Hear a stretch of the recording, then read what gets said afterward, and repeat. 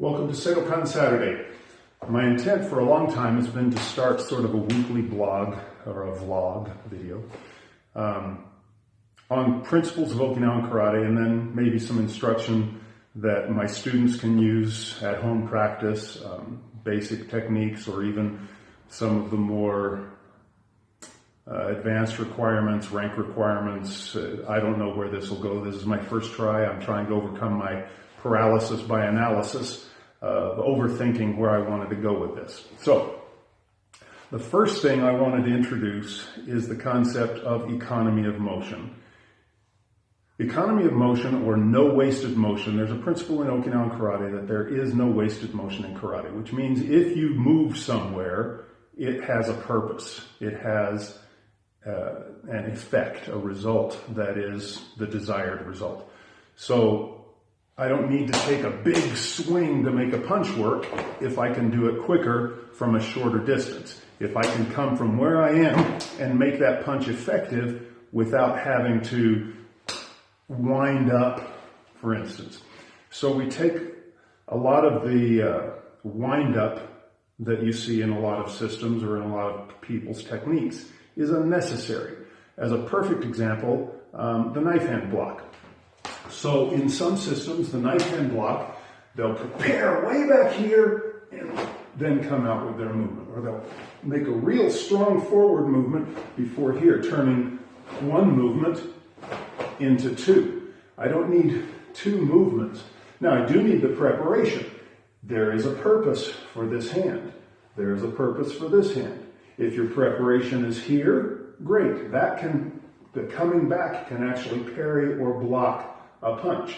But to throw your hands way back before you come into the block is, in my mind, wasted motion. Now, if they have an effective reason for bringing the hands sharply here, okay, as long as there's a reason for it, that's okay. But the problem occurs when you're doing movement purely for show, or purely to make the movement look exciting. Some of this is an outgrowth of tournament competition. Some of it is too much movie influence in karate. In a movie, you have to make a move visible to the audience.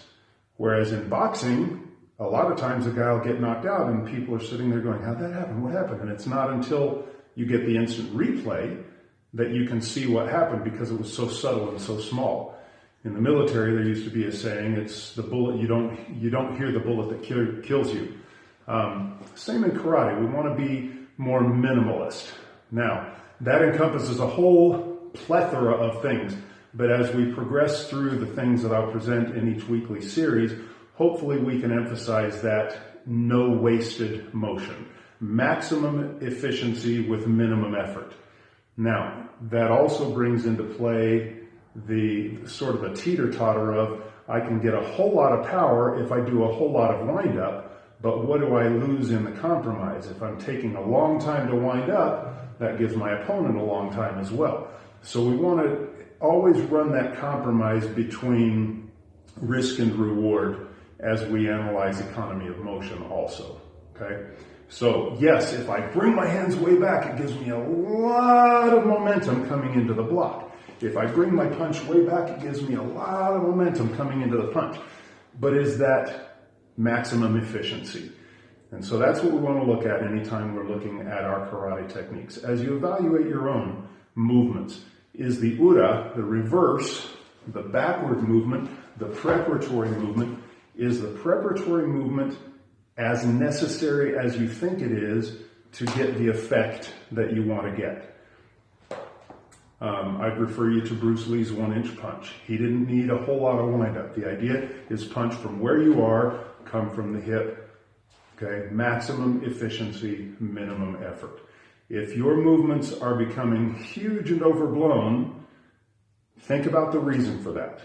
Okay, think about the effectiveness or efficiency combatively, because ultimately karate is self-defense / fighting. There's a difference I won't get into. That's beyond what I want to talk about here. So in an effort to keep this short, minimum effort, maximum efficiency, look at your techniques and see if you're getting the most out of the movement. Body mechanics, stances and positions come into play, and we'll address those in future videos.